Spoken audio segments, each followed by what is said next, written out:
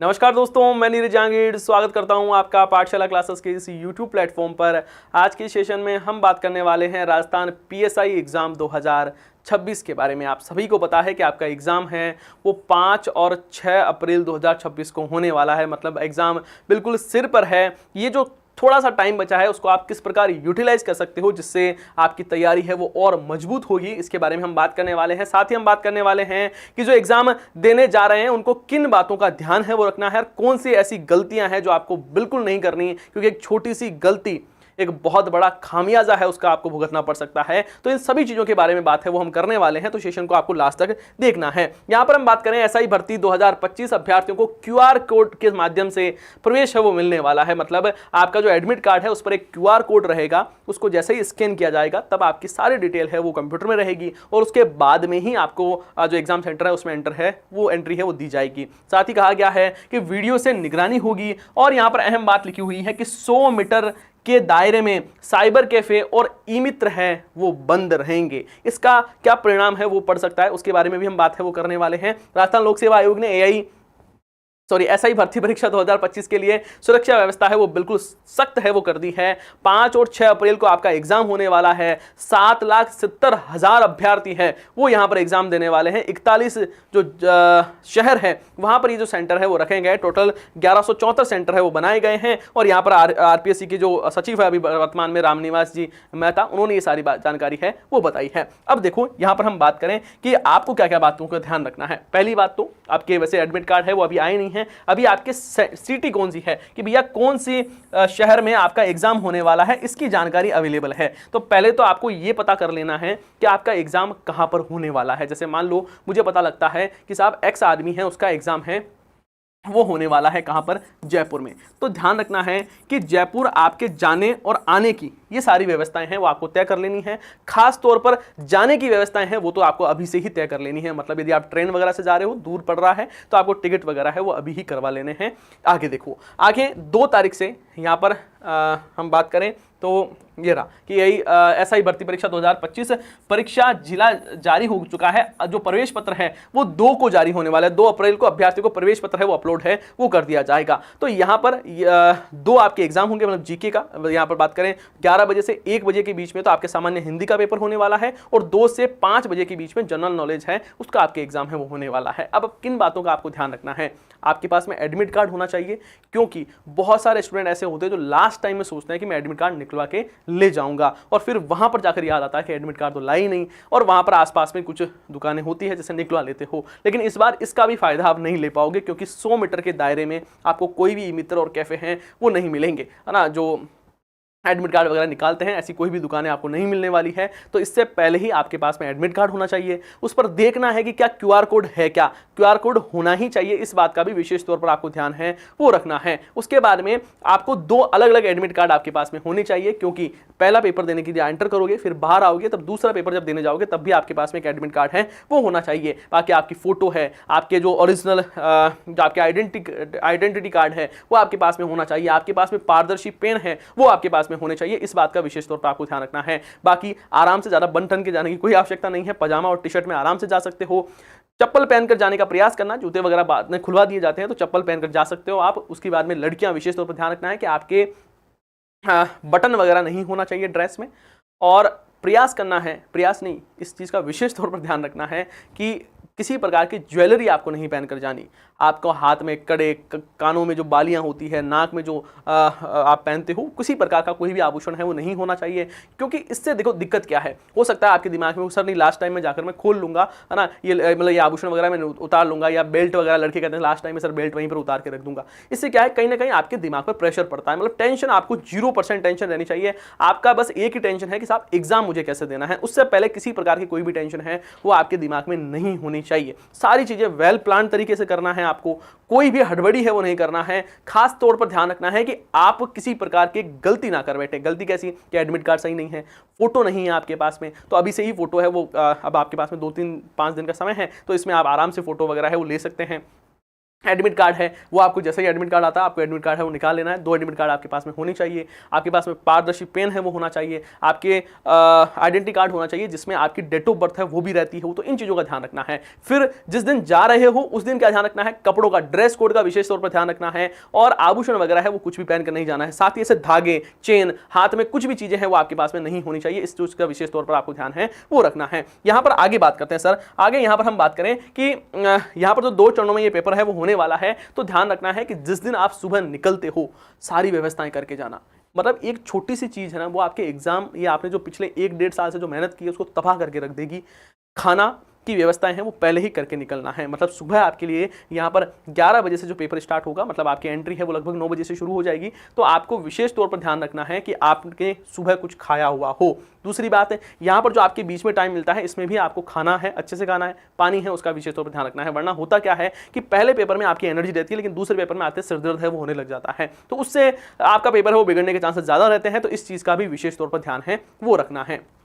और हम बात करें कि यहाँ पर सर इस लास्ट टाइम को कैसे यूटिलाइज है वो करना है। मैं आपको हमेशा ये कहता हूँ कि मैराथन क्लासें हैं वो आपको पहले नहीं देखनी, लास्ट टाइम में आपको मैराथन क्लासेस देखनी है। साथ ही मैं आपको ये भी बोलता हूं कि मैराथन क्लासों से सब्जेक्ट मजबूत नहीं होता, रिवीजन के लिए काम है वो बेहतरीन है। मतलब आप मैराथन क्लासेस से रिवीजन है वो कर सकते हो, बहुत अच्छे से रिवीजन कर सकते हो। लेकिन आप ये सोचकर जा रहे हो कि मैं मैराथन क्लास ही देख कर चला जाऊंगा और उससे सिलेक्शन हो जाएगा, तो बिल्कुल आप भ्रम में हैं। तो आपको अब जो स्टूडेंट ऐसे हैं जिन्होंने पिछले साल भर से बहुत अच्छी मेहनत की थी और अब उनका मन है कि सर हमें रिवीजन करना है, तो ये अब बेस्ट टाइम है आपके लिए कि आपको ज़्यादा से ज़्यादा मैराथन क्लासें हैं उस पर ध्यान देना है। मैराथन क्लासों को आराम से देखना है। थोड़ा सा टाइम आप 4-5 दिन में टाइम बढ़ा सकते हो, सुबह थोड़ा सा जल्दी उठकर है वो आप पढ़ सकते हो, शाम को लेट तक आपको पढ़ना है। बाकी हाँ, बहुत ज़्यादा स्ट्रेस अब लास्ट टाइम में नहीं लेना है, क्योंकि लास्ट टाइम में हमें बहुत ऐसा फील होता है कि हमें कुछ भी याद नहीं है। ये ओनली आपके साथ में नहीं हो रहा है, हर एक स्टूडेंट के साथ में यही समस्या है। उसको लगता है कि मुझे अभी कुछ नहीं याद हो रहा या अभी मुझे पढ़ा नहीं जा रहा है। लास्ट टाइम में सबके साथ में यदि आपकी तैयारी मजबूत है तभी आपको टेंशन होगी। जिसने बिल्कुल नहीं पढ़ा है वो देखना आपके साथ में बहुत सारे ऐसे स्टूडेंट जाएंगे जिनकी तैयारी बिल्कुल भी नहीं है, वो बहुत मस्त तरीके से जाएंगे, उनको कोई टेंशन नहीं है क्योंकि उनकी तैयारी ही नहीं है। यदि आपको टेंशन हो रही है थोड़ी बहुत, इसका मतलब हाँ आपने बहुत मेहनत की है और आपको ये आपके दिमाग में ये डर है कि कहीं ऐसा ना हो कि ये मेहनत है ये विफल हो जाए।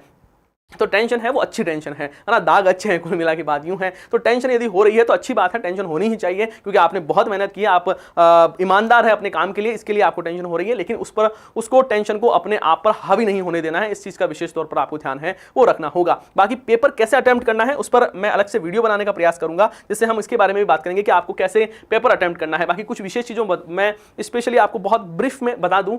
पेपर अटेम्प्ट करने का एक बेस्ट तरीका यह है कि आपका जो सही पेपर आता है आपको ये ध्यान रखना है कि जो क्वेश्चन आपको आ रहा है उसे पहले करना है ना। अब आप कहोगे सर ये तो बेसिक बात है, हमें ही पता है जो आ रहा है वो पहले करना। नहीं, आपको आता रहता है लेकिन आप गोला नहीं पढ़ते हो। बहुत सारे ऐसे स्टूडेंट हैं जो कहते हैं सर बाकी क्या हुआ, मेरे पास में मुझे क्वेश्चन आ रहे थे लेकिन लास्ट में मुझे 3 क्वेश्चन ऐसे थे जिसका मैं गोला भरना भूल गया या फिर हड़बड़ी में मैंने गलत गोले भर दिए हैं। तो इस पर मैं आपको बता दूं, जैसे ही आपके सामने आपका पेपर है वो आता है, जैसे मान लो ये आपका पेपर है और ये आपके पास में ओमार शीट है। ये क्या है, आपकी ओमार शीट है। ओमार शीट भरते हुए बहुत सावधानी रखनी है।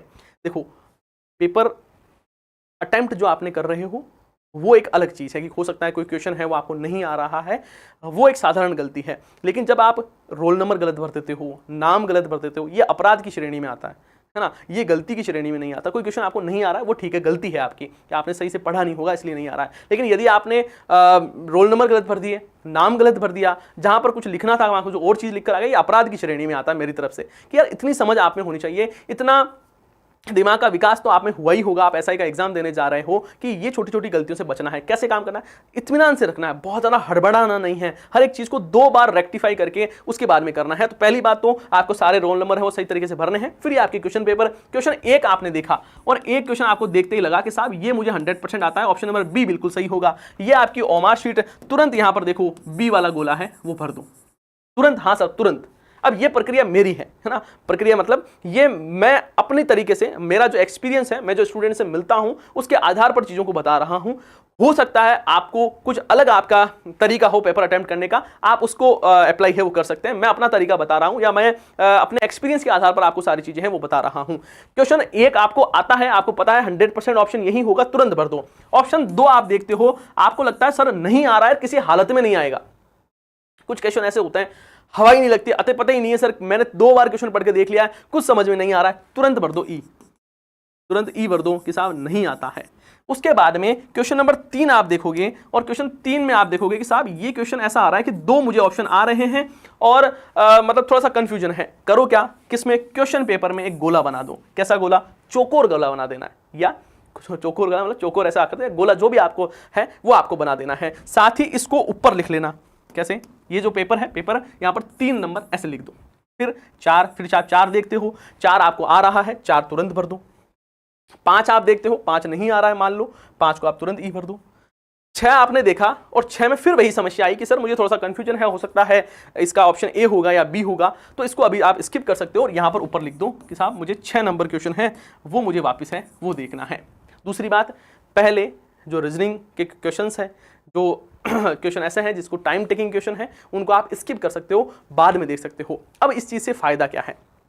इस चीज से फायदा यूं है कि जो क्वेश्चन आपको आ रहा है वो आपने सही कर दिया, तो पहले तो आपको कॉन्फिडेंस ये आएगा कि हाँ मुझे लगभग इतने क्वेश्चन है वो मैंने गोले भर दिए हैं। दूसरी बात, जो नहीं आ रहा है उसमें आप दोबारा दिमाग नहीं लगाओगे। कई बार क्या होता है कि आपको एक बार में क्वेश्चन लगता है कि मुझे नहीं आ रहा है, फिर घूम फिर के आते हो, कहते हैं ये तो करके ही रहूंगा, और जो आपकी जिद है वो आपके नेगेटिव मार्किंग है वो करवाती है। तो ये जो जैसे आपको देखने पर लगता है कि मुझे नहीं आएगा और उसमें आप तुरंत ई भर देते हो, तो ये मानकर चलना कि ये आपको नेगेटिव मार्किंग से बचाता है जो आप तुरंत ई भर देते हो। कई कबार कुछ क्वेश्चन ऐसे भी होते हैं कि जिसमें आपको नहीं करना होता है क्योंकि इतना चीजें आपको है, पर आप दिमाग बहुत ज्यादा लगा देते हो, नहीं नहीं करके ही रहूंगा इसको। उस समय क्या होती है कि आप गलती से कहते हो नहीं ट्राई करके देखते, तो वो ट्राई आपके लिए नेगेटिव मार्किंग का सबक है वो बनता है। जो क्वेश्चन नहीं आ रहा है वो आपने ऊपर इसलिए लिख दिया क्योंकि जब लास्ट में टाइम नहीं बचेगा तो आपको याद ही नहीं रहेगा कि मैंने कौन सा क्वेश्चन छोड़ा था। तो यहां पर ऊपर जो लिखे हुए हैं ना उससे आपको ये याद रहेगा कि इस पेज पर मेरे 2 क्वेश्चन छोड़े हुए हैं, इसके नेक्स्ट वाला पेज है उस पर मेरे 3 क्वेश्चन छोड़े हुए हैं। तो जब आप सेकंड राउंड में आते हो तब आपको इस पर ही फोकस करना है। सेकंड राउंड का मतलब एक बार आपने पूरे क्वेश्चन देख लिए, उसके बाद में शुरू से पहला